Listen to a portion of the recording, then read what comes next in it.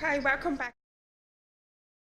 Now I would like to introduce Eliza Hull, who was the 2018 scholarship winner of the ABC Regional Storytelling Grant, which I must also remind you, the grant is actually open again for application. So if you are inspired by Eliza's amazing story today, I encourage you to apply. So Eliza worked with the ABC staff in Bendigo for 6 months to develop stories about parents with disability. Through this, she developed a series of podcasts called We've Got This, Parenting with Disabilities. So please welcome Eliza. Thank you. Thank you so much, Melissa. And thank you for having me. I'm very excited to be here. It's a real honour. So my name is Eliza Hull, and I have a physical disability which is known as Charcot-Marie tooth, and it has nothing to do with my teeth. It's a disorder that was named after the 3 founding French doctors. So it was Mr. Marie, Mr. Tooth, and Mr. Charcot. So it affects my nervous system and the communication between my brain and my limbs.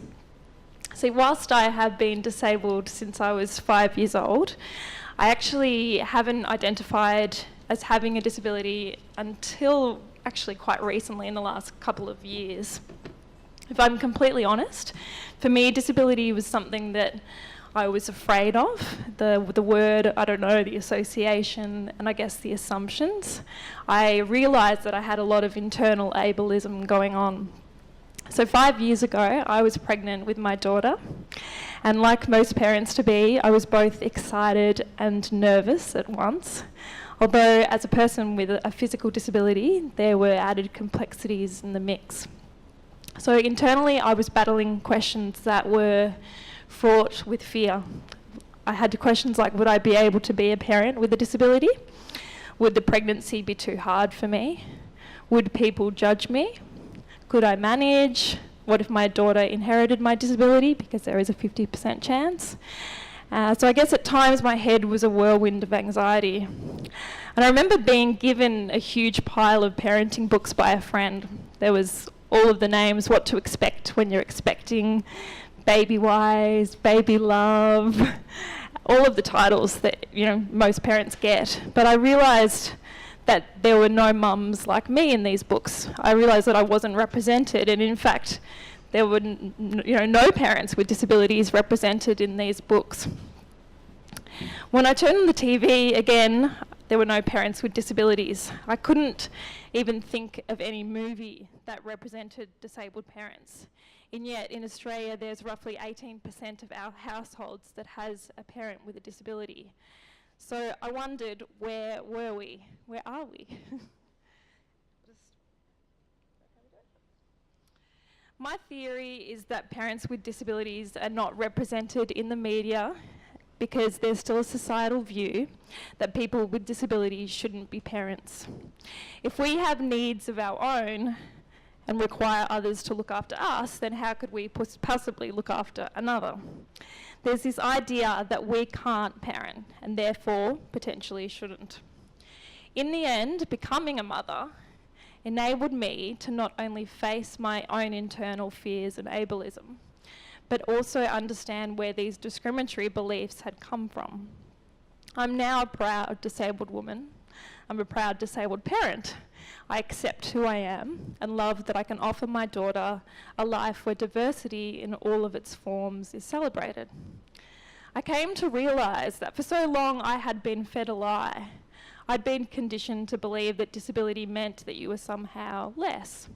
And through continual lack of underrepresentation of disabled people and disabled parents, I'd felt alone in my decision to parent. I remember going and seeing my neurologist and telling him that I was going to have a child, and it was very heartbreaking because he just shook his head, and that said a million words. He also believed that, the pregnancy would be too hard, and yes, I did fall over being pregnant out on the road, but I got up, luckily, because it was, something that I felt like it was strong enough that I wanted to do it, and so I did do it, and it was okay. After searching far and wide, I finally found an overseas TV show that shared the stories of people with disabilities. But the person narrating the story didn't have a disability. So this meant that it was inaccurate, it was sensationalised, and it reinforced stereotypes that I had been taught all my life. The main argument within the show was that people with disabilities would find it far too challenging to be a parent, and subtly they were stating that parents, therefore, shouldn't become parents and shouldn't have children. I realised after watching these shows that these beliefs were everywhere and they'd been reinforced throughout my life. Looking at portrayals in fairy tales through the centuries, people with disabilities are often not seen as having the ability to be responsible for other people.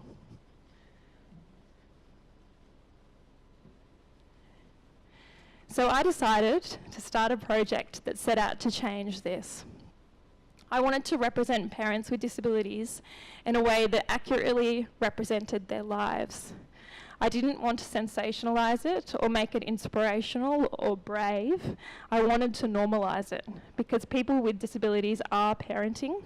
They're in relationships, they have desires, dreams, hopes, needs, and not only are they having children, they are successfully creating families that are thriving. This project idea was brewing away in my head, days and nights, actually sleepless nights, that I couldn't stop thinking about this project.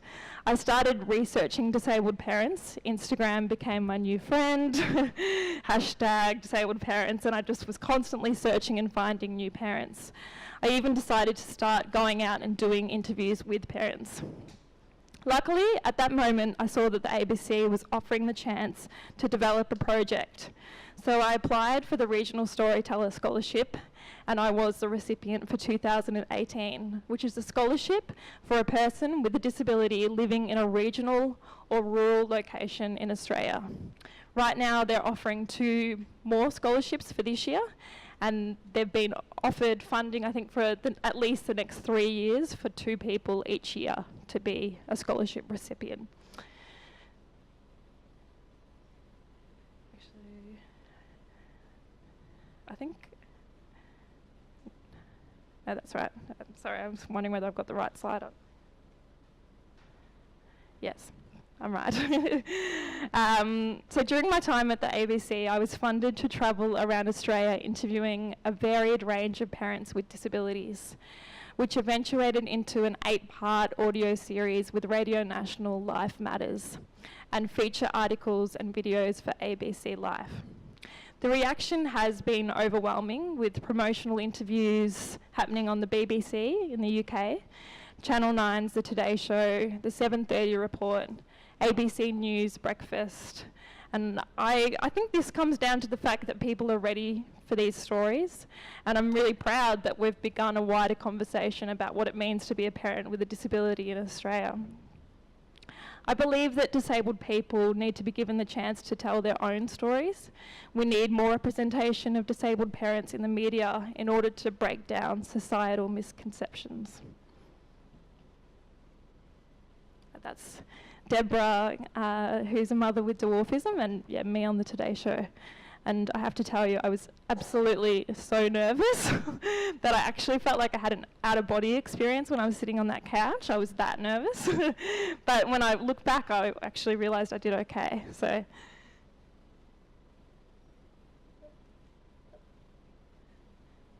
some of society's misconceptions about parenting with a disability I found through these interviews with parents with disabilities include the belief that people with disabilities cannot be competent parents, that our children will be looking after us, that it's rarely in the best interest of a child to be raised by parents with an intellectual disability, which eventuates in the removal of children. So that's a misconception that some of society believes. That disabled people can't parent and therefore shouldn't parent, that because we have complex needs of our own, how can we provide care for another, or that it will be too challenging to parent, or that a child will miss out.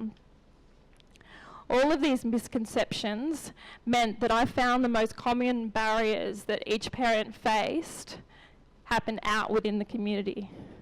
They came from assumptions from strangers that our children will be looking after us, or that disability is inherently negative or horrible. For instance, Emma Bennison, who I interviewed for the series, is based in Hobart, and her partner Vaughan are both blind. And Emma told me a story about her taking her 3-year-old out into a shop, and the shop assistant said to her, "It's so lovely that you've got your little boy to look after you." And just about 10 minutes ago, her little boy had thrown the biggest tantrum, as 3-year-olds do. And as she stated, in what universe would a 3-year-old be looking after me? So day-to-day life parenting as a person who is blind was very unlike any other family for Emma. The challenges happened when her and her family stepped out within the community. It was the discrimination, the assumptions, and the misconceptions that she faced daily that she could not get used to. In fact, for Emma, the actual parenting within the home was a lot easier than she had imagined. Do you know how I play that? Yep.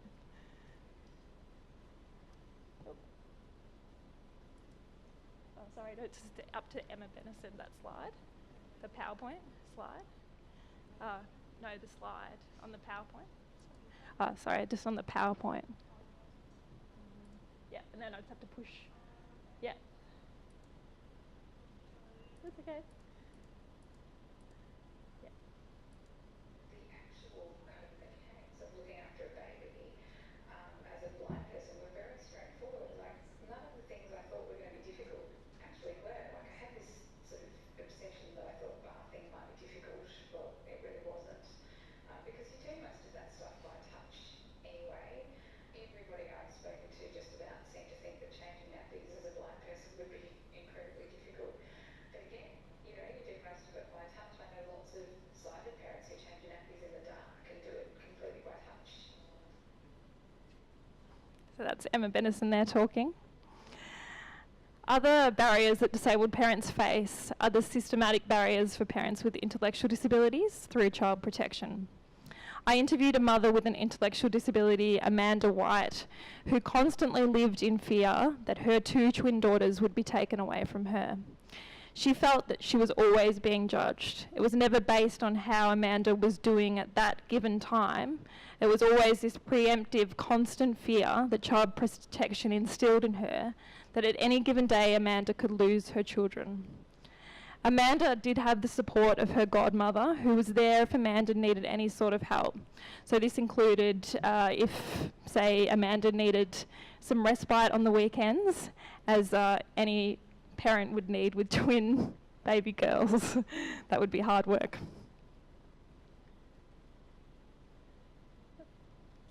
Gonna hear that now?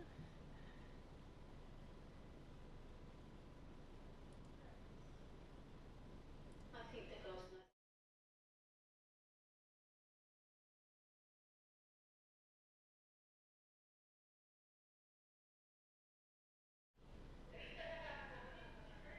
Parents with intellectual disabilities can be parents. I've looked after my kids since they were babies till they're 14 years old. What do you feel for the parents that do have intellectual disabilities and they lose their children? What do you feel for them? That they should be given a fair go and give, you know, a chance to live their life with their kids and not be judged. So that was Amanda White speaking there. Amanda now has 2 teenage girls who are excelling at school and their family is thriving. I shared dinner with them one night and absolutely fell in love with the girls. They're beautiful. But for one other mother who I interviewed, Susan Arthur, who's here today, this story wasn't the case.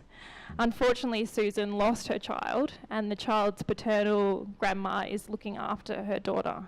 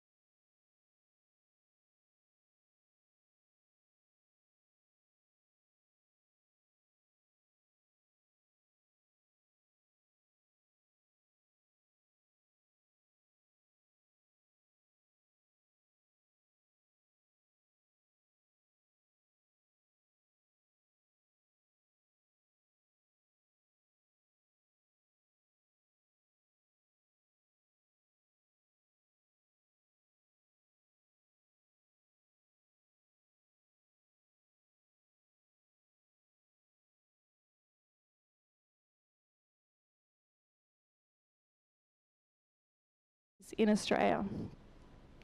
Another mother that I interviewed, Jen Blythe, who is a single mother and who is deaf, faced discrimination through her child's school. She asked the school to send her a text or an email instead of phoning her, but instead they just kept ringing her ex-husband because they found communicating with Jen just too hard. She also had to spend weeks advocating for an interpreter to be at her birth. The hospital said that they could provide one when she was at the pushing stage, but not before. Yeah. Jen advocated for herself for many weeks when she was tired and heavily pregnant. Luckily, her persistence did work, but I feel this is not something that you should need to fight for, and this only happened 4 years ago. It seems the medical system has a long way to go. For queer parent JACKI Brown, who I interviewed as part of the series, this was her experience. That's okay. We had to enter the IVF industry, which is full on. That was really hard as a disabled person to enter a medical industry again when I've had a lot of my childhood.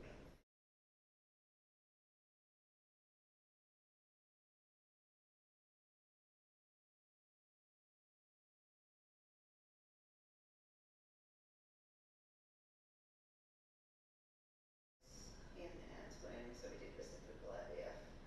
And I remember we went around to one of the nurses and sat down and she talked us through, some of the costs that would be involved and what they could offer.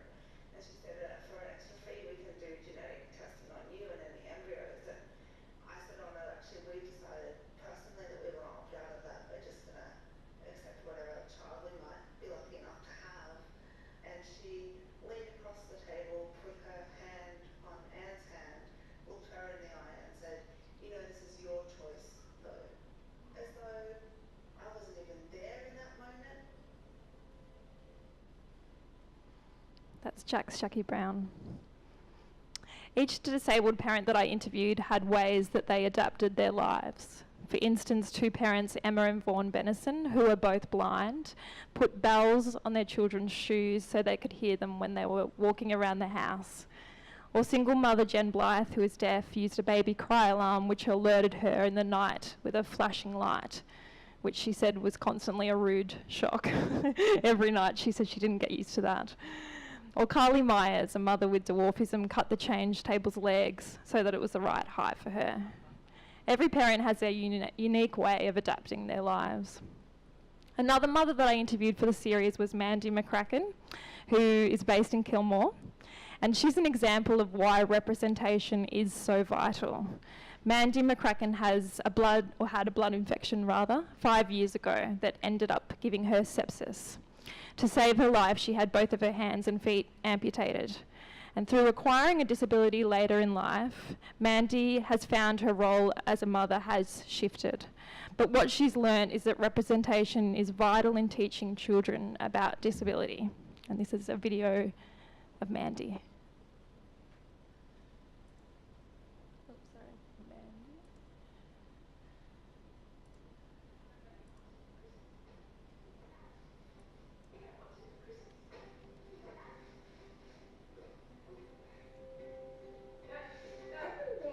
The most interesting and probably the most difficult part of being a parent with a new disability, probably also with an existing disability, is how do kids deal with it in the playground?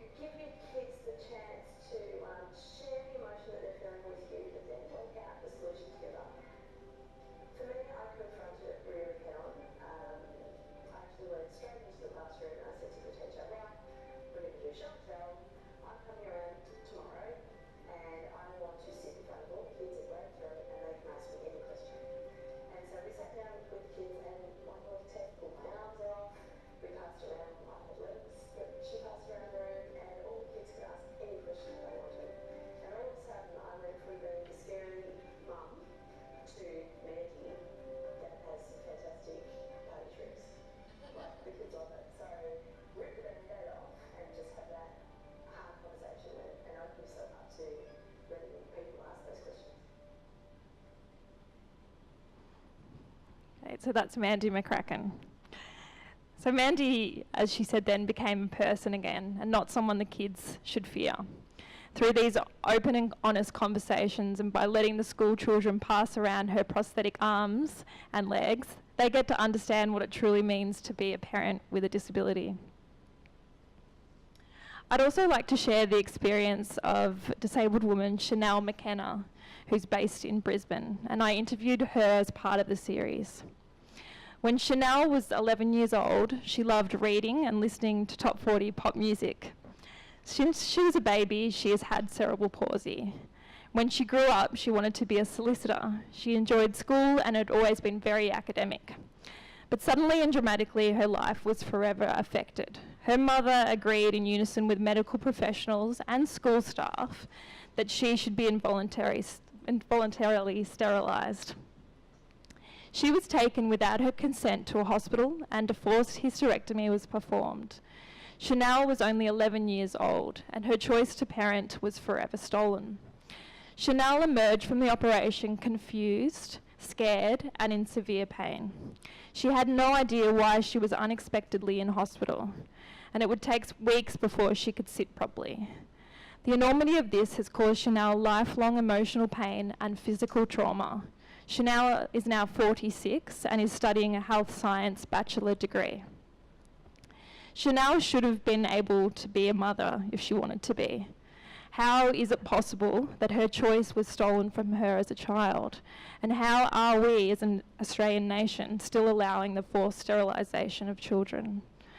Executive Director of Women with Disabilities Australia, Caroline Frommatter, I don't know if I'm pronouncing that right as well, has had over 20 years of experience advocating for women and girls with disabilities.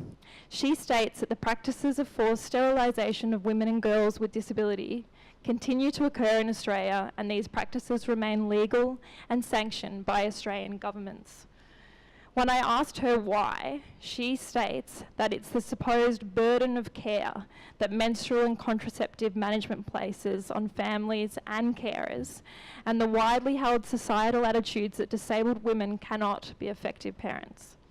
Women with disabilities are typically seen as childlike or asexual or oversexed, dependent, incompetent, passive and genderless, and therefore considered inadequate for the nurturing reproductive roles considered appropriate for women. That's what Caroline stated.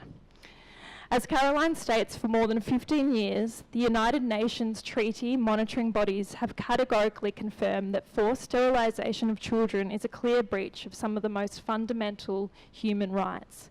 However, women and girls with disabilities in Australia have failed to be afforded these provisions in international human rights law. Instead, they remain subject to widespread discrimination, systematic prejudice, and ableist attitudes that devalue and limit their rights. I'd like to hear Chanel. When I woke up, I was in excruciating pain, and I didn't understand what was going on with my body.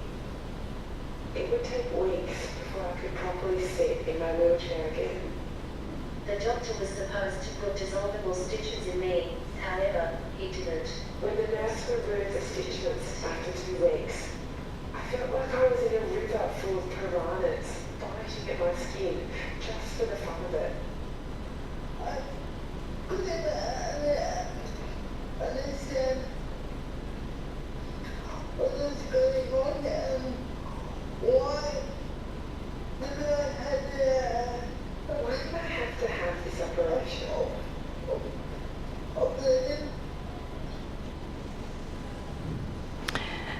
Throughout that piece, throughout that episode, we had an actress voice Chanel, and we also used her natural voice, and she uses a voice speech device, so we used all of those three. Chanel McKenna shouldn't have been denied the right to parent, that's my belief. I feel that disability is not a burden or something that needs to be fixed, and she's a human being, so I feel like her desire to be a mother should have been lived, and that will never fade for her.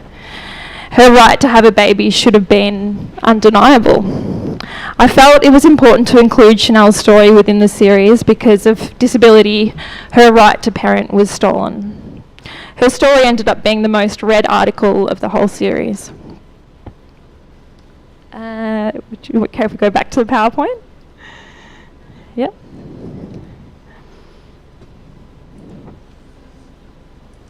Great, thank you so much, Melissa.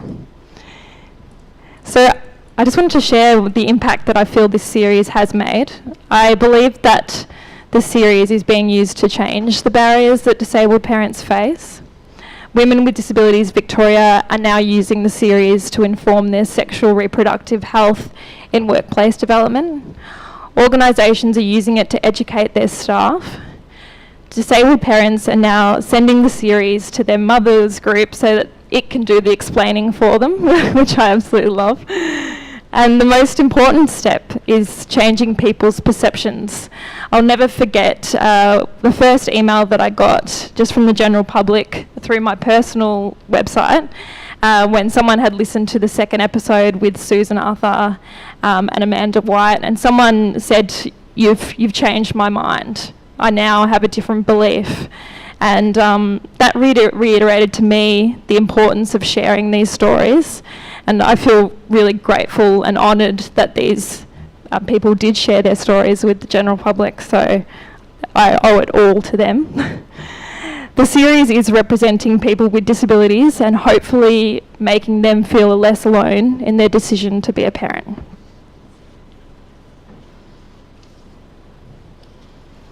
I'd just like to end on the video, going back and forth, and then I'll come back to me.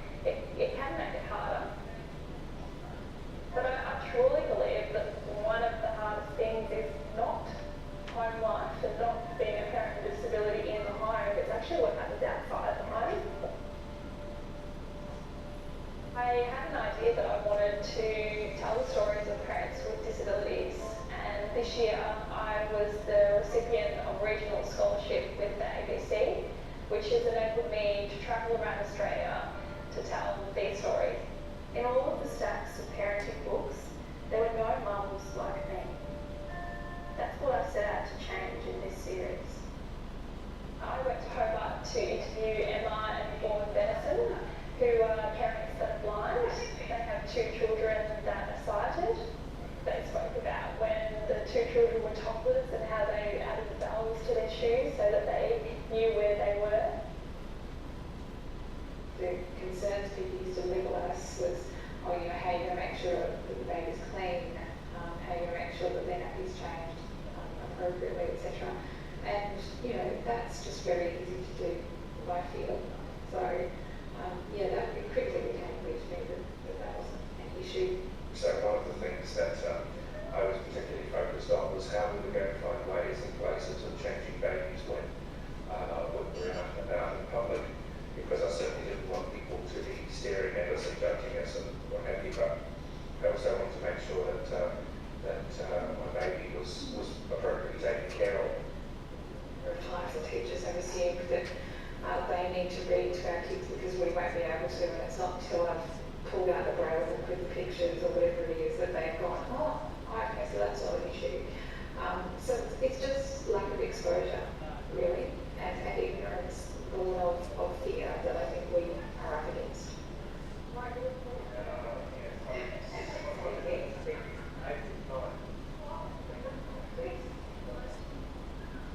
I met Carol Taylor, who lives in Queensland. I felt really honoured when I went into her house because she's such an open and warm and friendly person. We were very welcome with pleasure. Rob and I were newlyweds, and we had just returned from a weekend away at the Blue Mountains.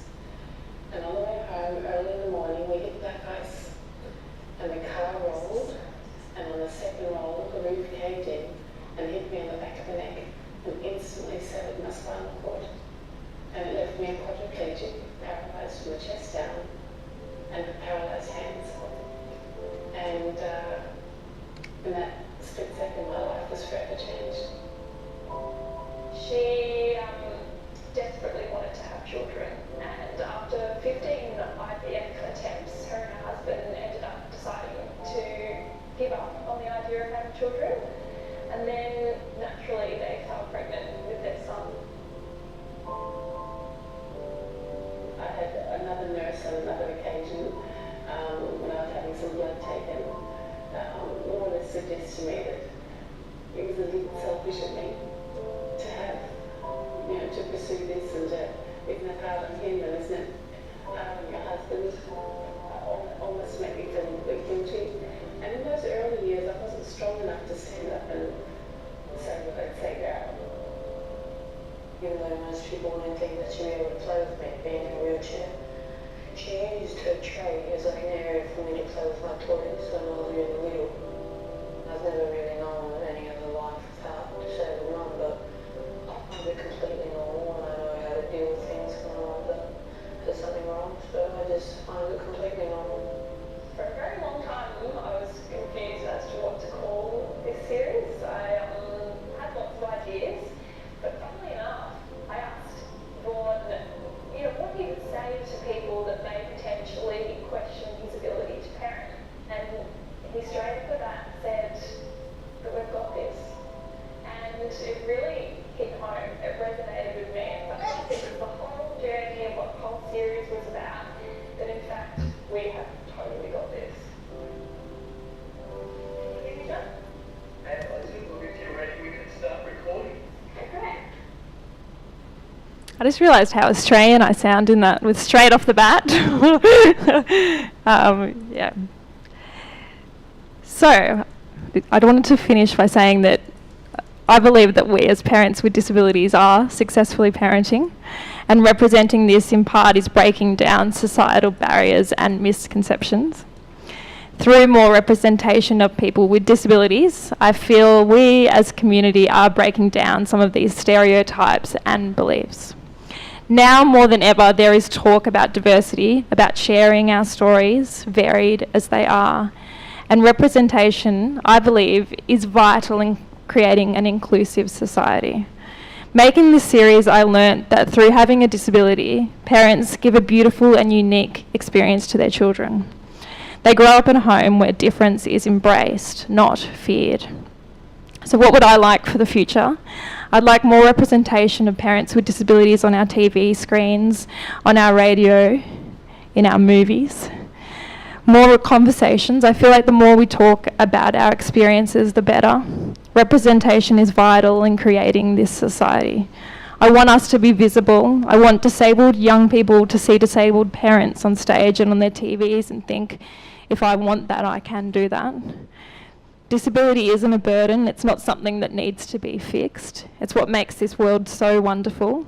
I feel that we are diverse, and that's where the beauty does lie. So to any person with a disability about to dive into the unknown world of parenting, I hope that this series will, guide you in knowing that, like these parents with disabilities, that we have got this. I'd also like to state that, to be completely honest, I was a little bit afraid of creating this series because I do know that it excludes some people with disabilities. That was a definite fear for me. So I just want to state that I do know that, and I see those people and feel that. So yeah, that's me. Thank you so much for listening.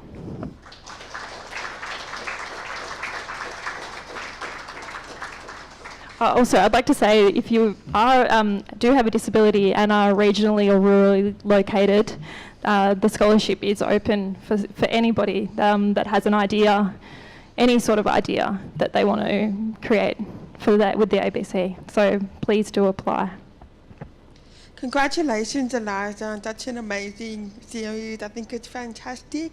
And like you said, when you got that email to say the person had changed their mind about what they'd previously believed, that's what it's all about, isn't it? It's about changing people's minds, changing people's attitudes. So really well done. Congratulations. Thank you. Thanks so much. So does anyone have any comments or questions for Eliza?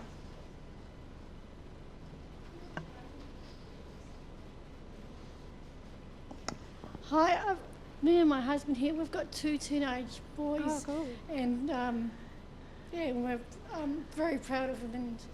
And it wasn't easy, but it's you know, like we had them as kids, but they managed to, you know, yeah, I mean, because we've both got disabilities, and they, you know, they've seemed to adapt. And but it's just mainly was when, like, because we don't have a car, it was the main problem because we couldn't take them out anywhere, and that was the most frustrating thing. Like other normal families, you know, like being out in public was being out. Yeah, it was hard. Yeah, but now they're grown up, and yeah, and one's working at McDonald's and one's doing a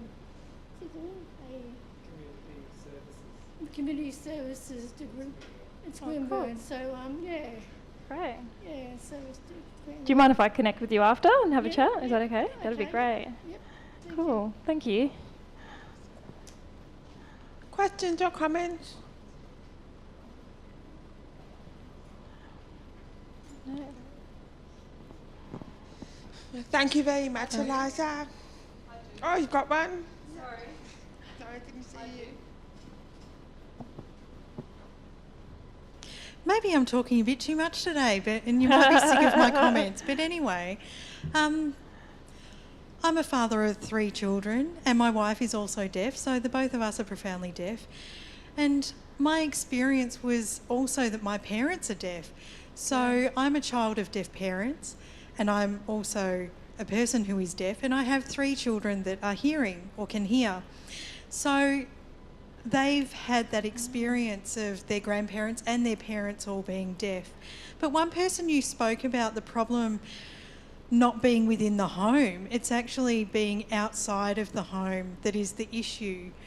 Everything at home is fine, you've got everything in place, but when you walk out into the community, that's where you feel that pressure of trying to be this is how we felt as deaf parents. We had to try and gain that perception that we were doing better than those counterparts around us who could hear. And people would always judge us on maybe our children were being quite cheeky and so forth, but we took that as a huge pressure on us that we had to try and be the same as everybody else. But instead of having other people's opinions projected onto our children, we needed to have an attitude change from the wider community. It wasn't that we needed to change at all. So really, where it lies is parents are diverse. Parents have various ways of raising their own children. My children have their own way of seeing the world compared to children who've had parents that could hear. So the impact isn't necessarily about my deafness or about other disabilities. It's about the gains that we have, that both of my children's all my children, both their parents are deaf, and that's a gain that they have. So for example, learning Auslan and English, all of my children have got the advantage. So in that respect, it is definitely a gain. And I can definitely say that it's not necessarily a disability. Totally agree. Yep. Thank you for sharing your story.